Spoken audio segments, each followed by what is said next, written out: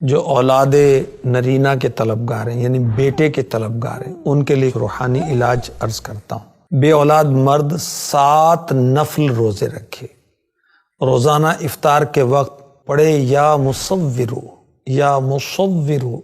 21 دفعہ، اور پانی پر دم کر کے اپنی زوجہ کو پلا دے، اور اگر زوجہ کا روزہ ہو تو وہ اسی پانی سے روزہ کھولے۔ اللہ پاک کی عنایت سے نیک بیٹا عطا ہوگا۔ باری کے دنوں سے فارغ ہونے کے بعد حسب توفیق کچھ نہ کچھ خیرات کی جائے۔ سورہ توبہ ایک بار اول آخر 11 مرتبہ درود شریف پڑھیں، انشاءاللہ بیٹا پیدا ہوگا۔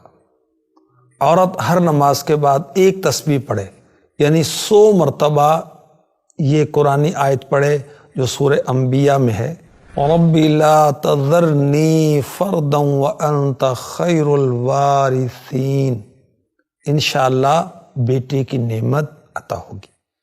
ایک اور روحانی علاج، میاں بیوی دونوں ڈیلی 101 مرتبہ پڑھیں سورہ کوثر، انا اعطیناک الکوثر فصل لربک وانحر ان شانئک هو الابتر۔ یہ سورہ کوثر ہے۔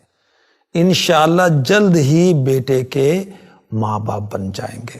40 روحانی علاج میں امیر اہل سنت نے لکھا ہے کہ یا باریء، باری اللہ پاک کا نام ہے، یا باریء 10 بار جو ہر جمعے کو پڑھ لیا کرے، انشاءاللہ عز و جل اس کو بیٹا عطا